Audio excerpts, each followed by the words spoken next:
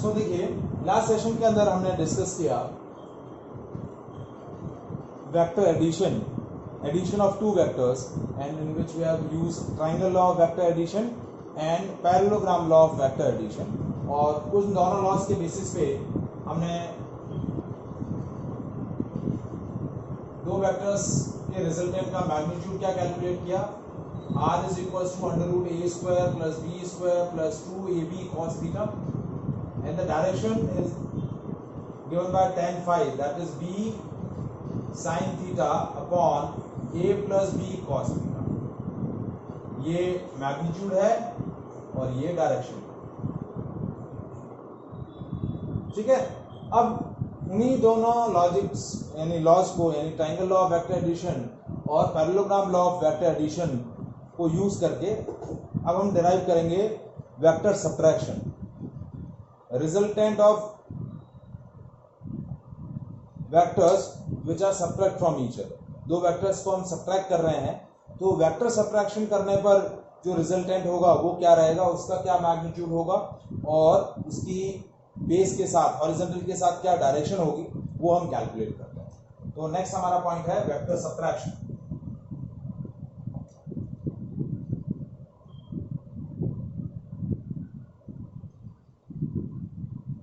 So same situation is given, two vectors a and b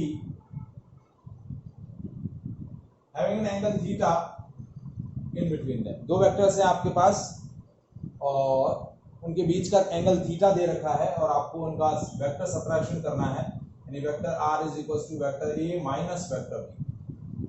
इन दोनों vectors को आपको क्या करना है, सब्ट्रैक्ट करना है और उनका जो रिजल्टेंट है दैट इज वेक्टर r।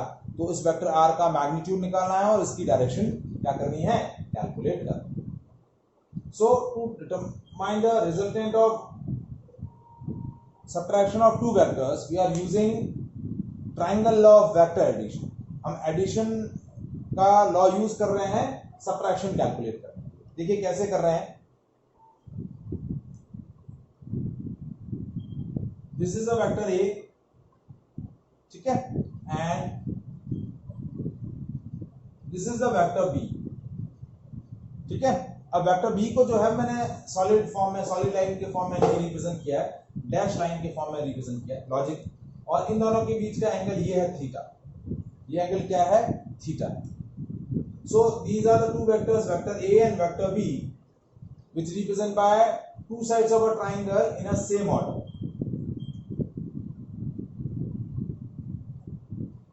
अब वेक्टर b के अपोजिट मैं एक वेक्टर ड्रॉ कर रहा हूं।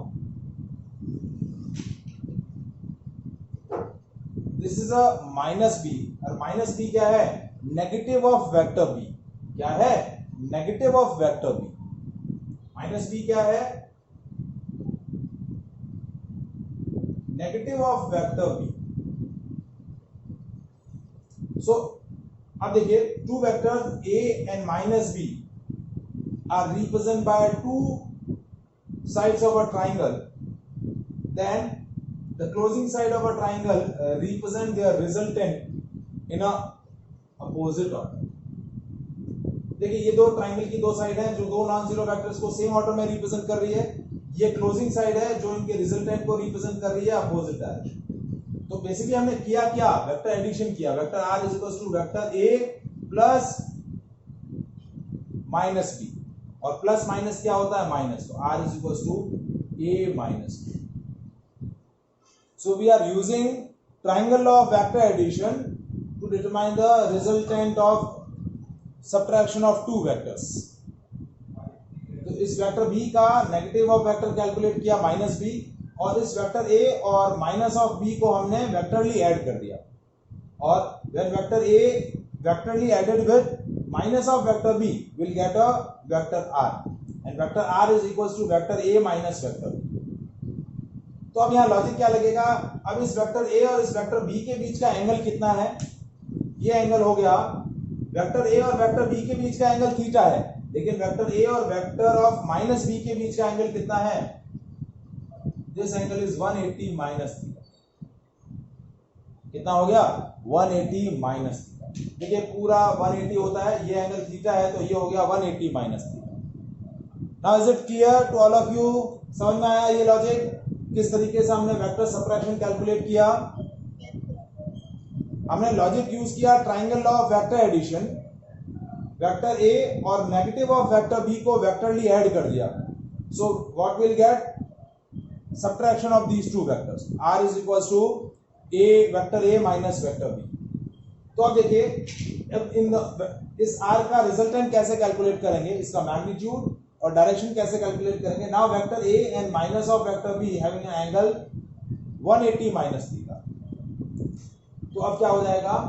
रिजल्टेंट मैग्नीट्यूड क्या हो जाएगा?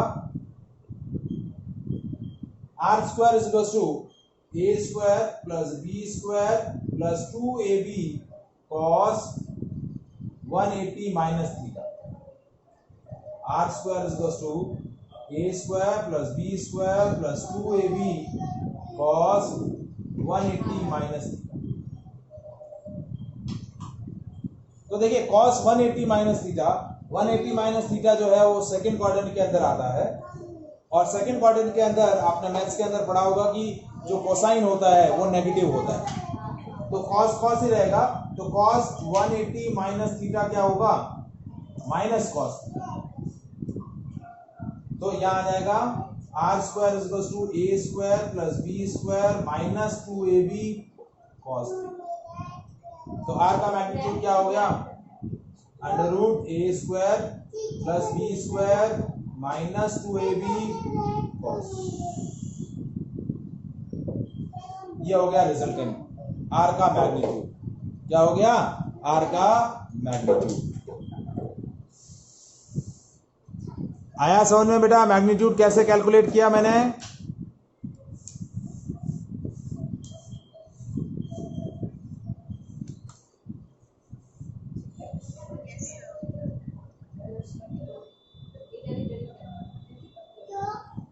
अब देखिए डायरेक्शन, अब ये r रिजल्टेंट वेक्टर है और ये a के साथ हॉरिजॉन्टल के साथ फाई एंगल बना रहा है। क्या एंगल बना रहा है?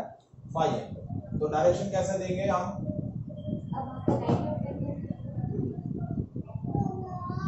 Direction tan phi is equal to b sin 180 minus theta upon a plus b cos 180 minus.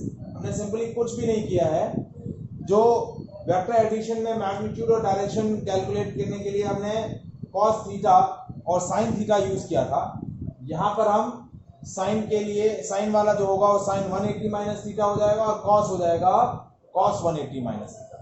अब देखिए sin 180 minus theta that is sin theta, क्योंकि सेकंड क्वाड्रेंट के अंदर sin पॉजिटिव होता है और sin sin ही रहेगा, और cos 180 माइनस थीटा होता है माइनस cos थीटा। तो डायरेक्शन क्या हो जाएगी? tan phi is equal to b sin theta upon a minus b cos theta. तो ये हो गई आपकी डायरेक्शन का फॉर्मूला और ये हो गया मैग्नीट्यूड। तो वेक्टर एडिशन में मैग्नीट्यूड क्या होगा? r is equal to under root a square plus b square minus 2ab cos theta, और डायरेक्शन हो जाएगी tan phi is equal to b sin theta upon a minus b cos theta.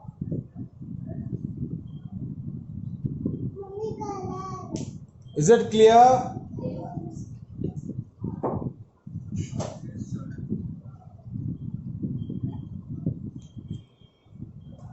समझ में आया vector addition and vector subtraction?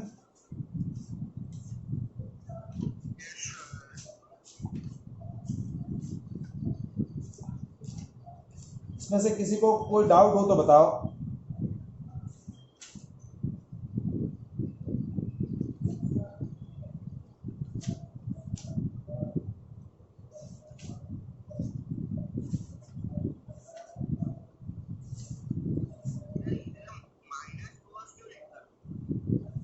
किसमें? इसमें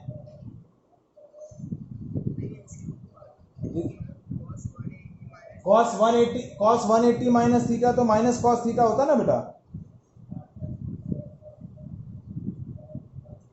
cos 180 minus theta तो minus cos theta होगा कि नहीं होगा?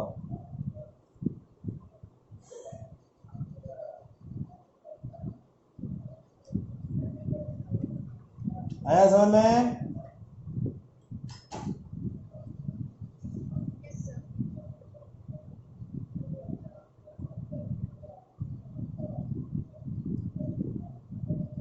अब देखिए, अब मैं इससे रिलेटेड कुछ क्वेश्चंस डिस्कस कर रहा हूं।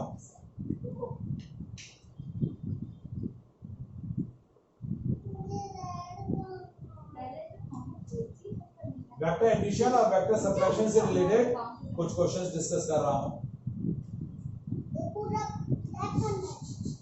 जैसे देखिए,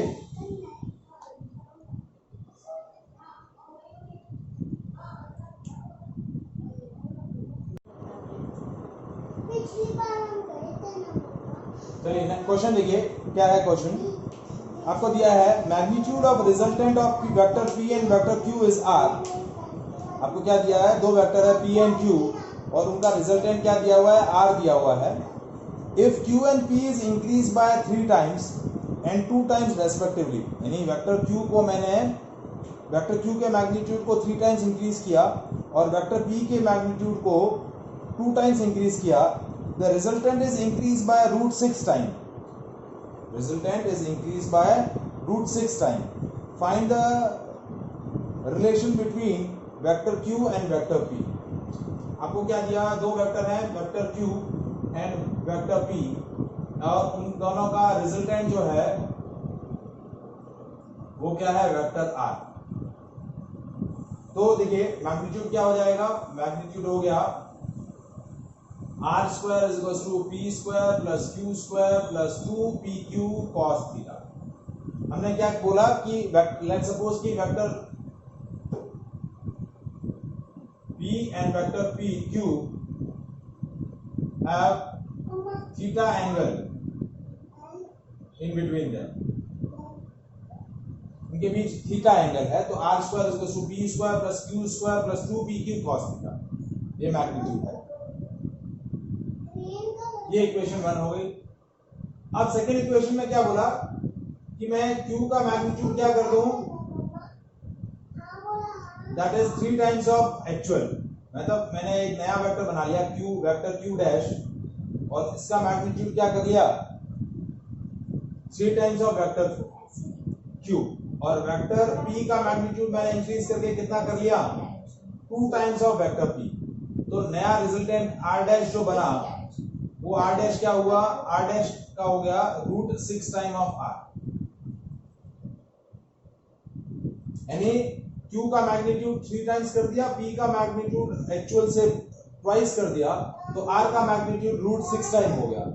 तो क्या हो गया देखिए, अब r dash square is equal to p dash square plus q dash square plus 2p dash q dash cos theta. उनके बीच का एंगल चेंज नहीं हुआ है, मैग्नीट्यूड चेंज हुआ है। तो r डैश क्या है, r डैश है √6r, तो ये हो गया √6r का square is equal to p dash कितना है, 2p का स्क्वायर, q डैश कितना है, 3q का square plus 2 into 2p into 3q cos theta. तो ये हो गया 6r square is equal to 4p square plus 9q square plus 12pq cos theta.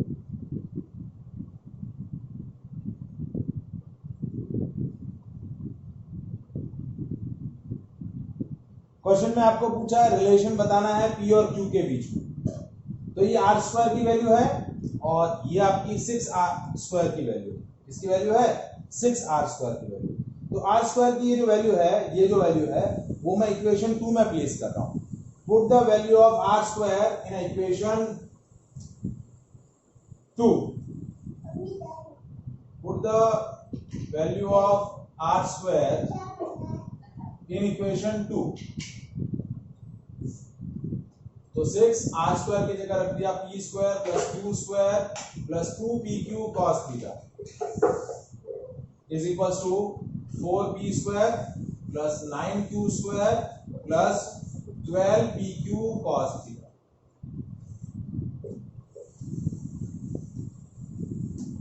ये हो गया 6p square plus 6q square plus 12pq cos theta is equal to 4p square plus 9q square plus 12pq cos theta. 12pq से 12pq cancel, ये 4p इधर ले आए, तो 6p square minus 4p square is equal to 9q square minus 6q square. ये हो गया 2p square is equal to 3q square. तो p और q के अंदर रिलेशन निकालना है, स्क्वायर रूट ले लिया तो root 2p is equal to root 3q। तो p is equal to root 3/2 of q। ये आपका p और q के अंदर रिलेशन आ गया।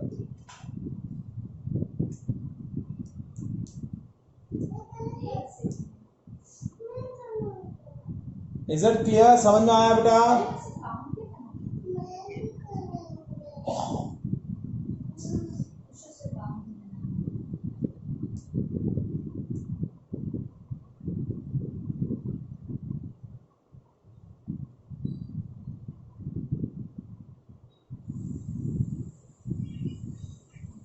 नेक्स्ट क्वेश्चन देखिए।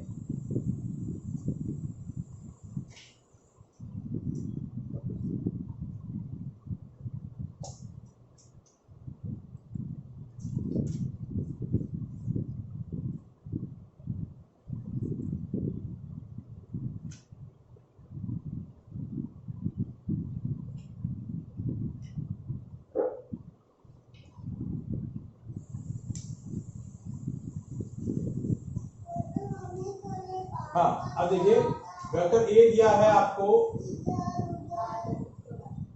3 यूनिट, वेक्टर बी दिया है आपको 4 यूनिट, और vector R which is resultant of vector A and vector B that is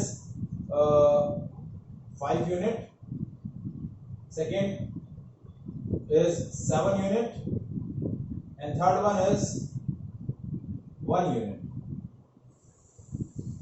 So find the angle between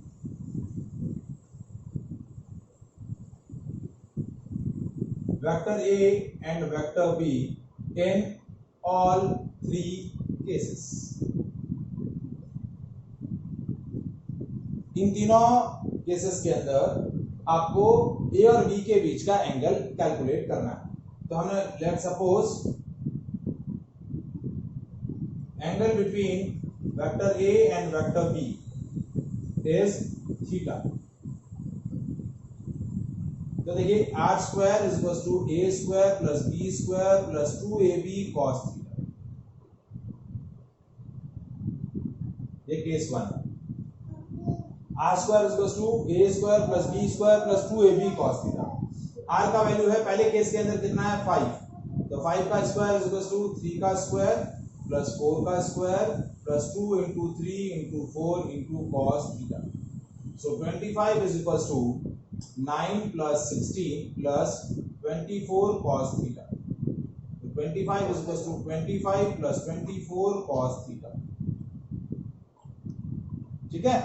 अब मैंने क्या किया 25 इधर ले लिया, 25 minus 25 is equals to 24 cos theta. तो क्या हुआ देखिए,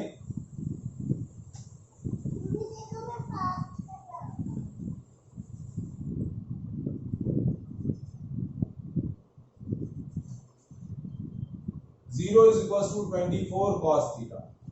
तो अब 24 तो जीरो हो नहीं सकता है, तो क्या जीरो होगा, cos थीटा जीरो हो गया, और cos थीटा जीरो हुआ मतलब थीटा क्या हो गया 90 डिग्री। cos थीटा जीरो कब होगा, जब थीटा क्या होगा 90 डिग्री होगा। समझ में आया बेटा?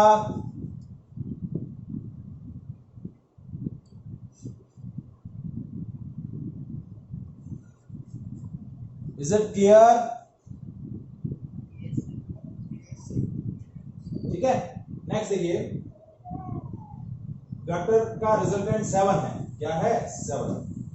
Case second R is equal to 7 unit, A है 3 यूनिट और बी है 4 यूनिट। तो R square is equal to A square plus B square plus 2ab cos theta. तो क्या हो गया देखिए, 7 का स्क्वायर इज इक्वल टू 3 का स्क्वायर प्लस 4 का square plus 2 into 3 into 4 into cos theta. ठीक है, तो 49 is equal to 9 plus 16 is plus 24 cos theta. ठीक है, तो होगा 49 minus 25 is equal to 24 cos theta. तो 24 is equals to 24 cos theta. तो 24 divided by 24 is equals to cos theta. तो 1 is equals to cos theta. Theta की क्या value होगी कि cos थीटा 1 हो जाए, थीटा क्या होगा 0 डिग्री, क्योंकि cos 0 1 होता है। तो दोनों वेक्टर्स के बीच का एंगल कितना हो गया 0 डिग्री। कितना हो गया 0 डिग्री।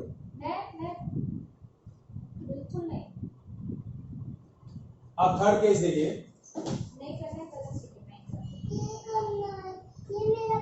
मैग्नीट्यूड है 1 unit. r square is equals to a square plus b square plus 2ab cos theta। 1 का स्क्वायर is equals to 3 का स्क्वायर प्लस 4 का square plus 2 into 3 into 4 into cos theta। 1 is equals to 9 plus 16 plus 24 cos theta। इधर लाया तो 1 minus 25 is equals to 24 cos theta। So 24 cos theta is equals to minus 24। तो cos theta हो गया minus 24 by 24। cos theta की value -1। तो theta की value क्या होगी कि cos theta -1 हो जाए, तो थीटा हो जाएगा 180। थीटा क्या हो जाएगा 180 डिग्री। Is it clear?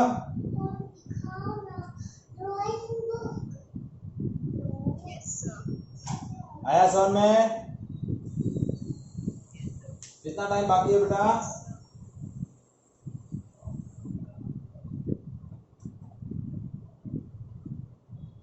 कितना टाइम बाकी है? हाँ,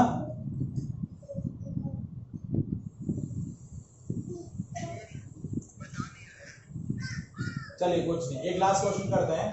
दो वेक्टर्स हैं ए और बी, इनका वेक्टर एडिशन करने पर इनका रिजल्टेंट आता है वेक्टर सी। और आपको दिया हुआ है that modulus of vector A is equals to modulus of vector B is equals to modulus of vector C. मतलब ए और बी दो वेक्टर्स हैं, इनका वेक्टर एडिशन करने पर वेक्टर सी मिलता है और इन तीनों वेक्टर्स का मैग्नीट्यूड सेम है। तो आपको पूछा find the angle between vector A and vector B.